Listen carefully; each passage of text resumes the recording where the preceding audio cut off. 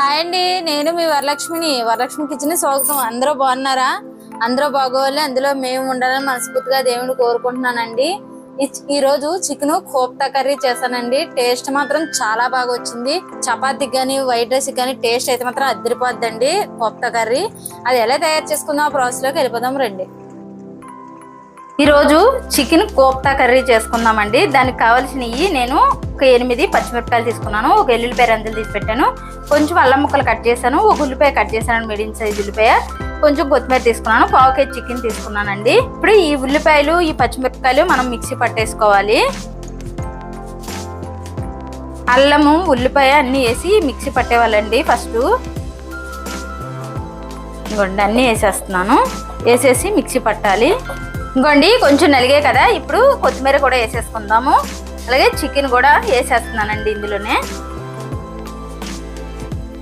1 spoon garam masala వేస్తున్నానండి.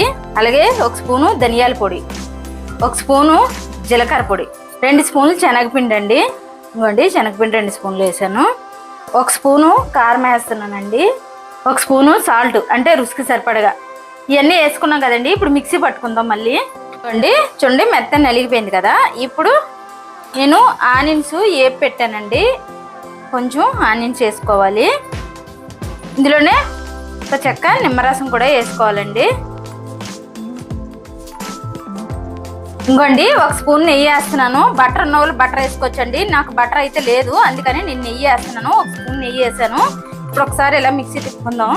ఇంకోండి ఇలా నలిగిపోయింది కదా. ఇప్పుడు మనం ఇవి చిన్న చిన్న బౌల్స్ ఇలా చేసుకోవాలండి. ఇంకోండి చిన్న చిన్న ముద్దలు తీసుకొని మనం ఇలాగా బాల్స్ లాగా చేసేసుకోవాలండి. గులాబ్ జామ్ ఎలా చేస్తామండి సేమ్ అలా బాల్స్ లాగా చేసేసుకోవాలి. ఇలాగ రౌండ్గా. చూడండి నేను రౌండ్గా చేసేసాను కదా. ఇది చేసింది ప్లేట్లో పెట్టేసుకుందాం.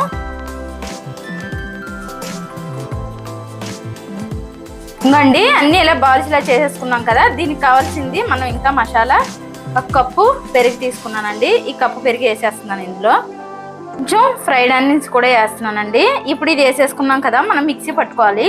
కొంచెం మెత్తగా మిక్సీ పట్టుకోవాలండి. ఇది ఇప్పుడు మిక్సీ పట్టేసుకుందాం.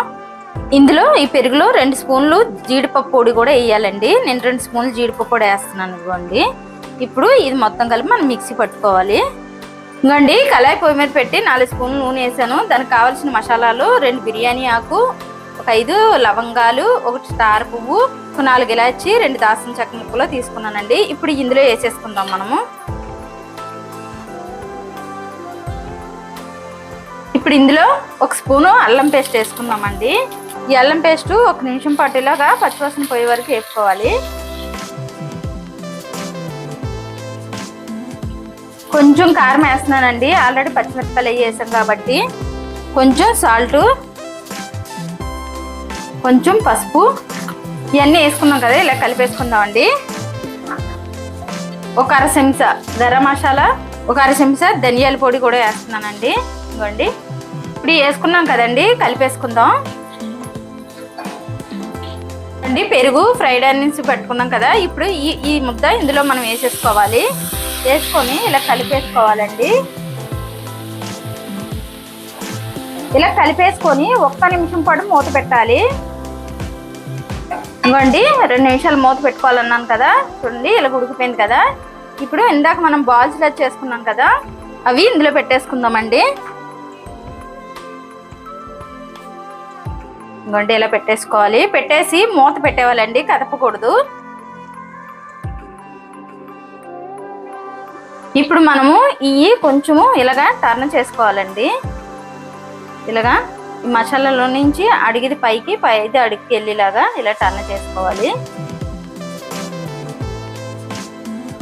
ఇంకోండి మనం టర్న్ చేసుకున్నాం కదా, ఈ మసాలా అంతా ఉడికిపోయింది కదా. ఇప్పుడు మనం 1 గ్లాస్ వాటర్ పోసుకుంటున్నామండి. పోసుకొని కొంచెం ఇలా కలుపుకొని మూత పెట్టేసుకోవాలండి. ఒక 5 నిమిషాలు అయితే ఉడికిపోతుంది. ఇంకోండి కలిపేసుకున్నాం కదా, మూత పెట్టేసుకుందాం. ఇంకోండి 5 నిమిషాలు అన్నాం కదా. చూడండి దగ్గరికి వచ్చింది కదా. ఇప్పుడు మనం కొంచెం కొత్తిమీర వేసుకొని స్టవ్ ఆపేసుకుందామండి. ఇంకోండి కొంచెం కొత్తిమీర వేస్తున్నాను. వేసుకొని కలిపేసుకొని స్టవ్ ఆపేసుకుందామండి. ఇలా చేసుకుంటే చాలా బాగుంటుందండి టేస్ట్. వైట్ రైస్కి కానీ పుల్కాకి కానీ చపాతీకి కానీ రోటీకి కానీ చాలా బాగుంటుంది. టేస్ట్ అయితే మాత్రం అదిరిపోతుంది.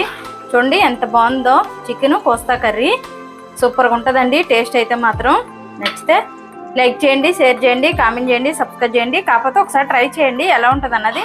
చూడండి ఎంత బాగా వచ్చిందో, ఎక్కడ కూడా బాల్స్ అయితే విడలేదు.